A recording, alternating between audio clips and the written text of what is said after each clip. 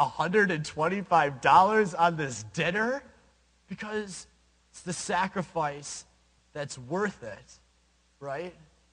I think that all of these things call us to not just be nice guys, right? They're calling us to be holding on to instruments of torture as men. That's hard.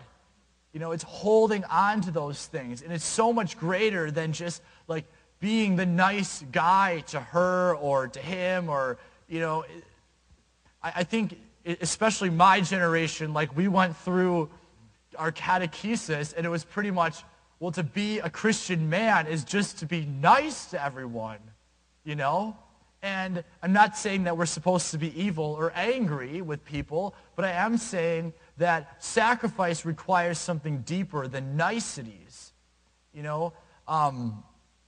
Women will forget their dignity in order to be loved by a man, and I think it's this sacrifice which prevents them from doing that, which prevents them to question their own dignity. A lot of you know I'm involved with this camp ministry called CYE, and I love it. Every summer, we always try to do things where the men honor the women and prepare a nice dinner. And, last summer they, made pies or I don't know, like all this stuff. And it's so interesting because these young women have never had a man sacrifice like that for them before.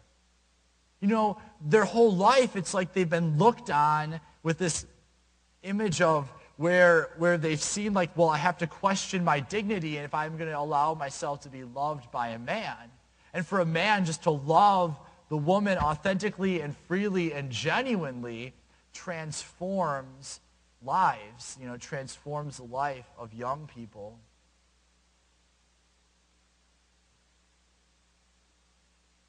In addition to this, just niceties and men being called to be nice guys, I really think that our contemporary environment then, so if we're talking about domestic church and how it relates to like an ecclesial community, like in our contemporary environment, oftentimes the church has been feminized. I hope I'm not going to get crucified for saying, but to a certain extent, the vast majority, it's beautiful, the vast majority of people that work in the church are women, which is great. They sacrifice and offer such amazing witness to the gospel.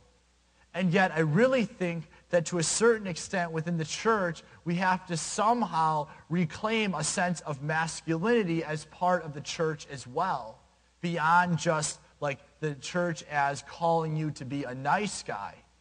The church is calling you to fill your quiver with these arrows. I think that speaks something a little bit bolder, and if we're going to radically proclaim the message in a culture which is less and less accepting of the good news, we need to defend her and to defend the church. I was hesitating whether or not I should tell this story, and I'm just going to. I went to a Packer game with Father Tom Farrell and Father Quinn Mann. You can tell them about this. I told this story. And all three of us were in our collars. I go to very few Packer games, and we just wore our collars to the Packer game.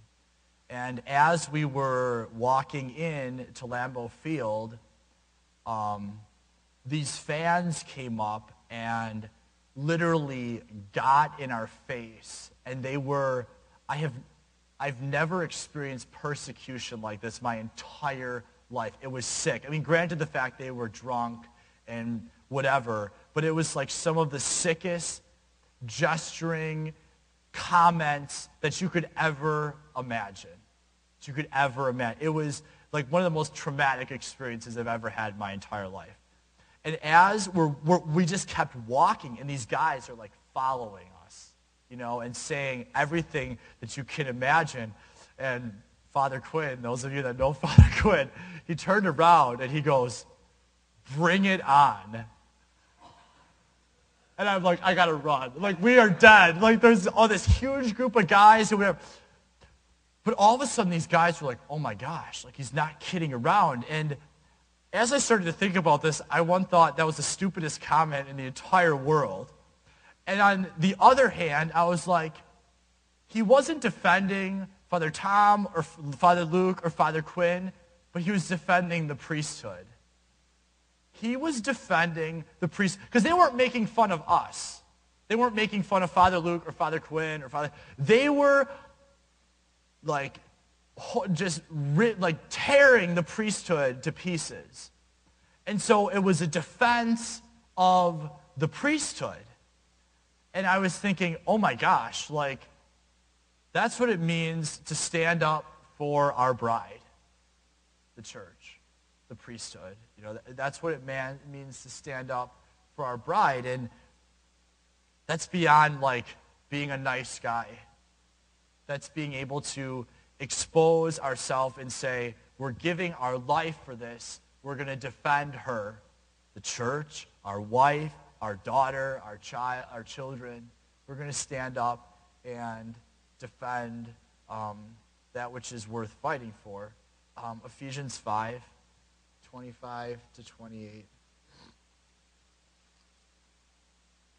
How are we doing? Do we need to? I've been talking for a long time. What time do we go until? Oh, thank you. 25 to 28.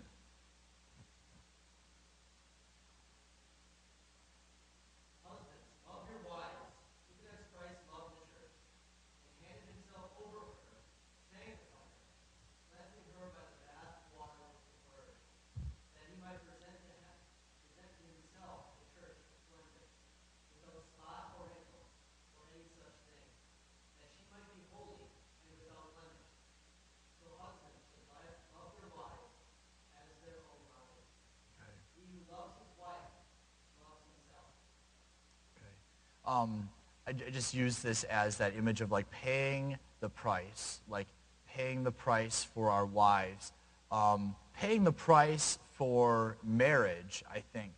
I got this crazy statistic that of the 1,231 cultures in the world, only 15% have monogamous relationships.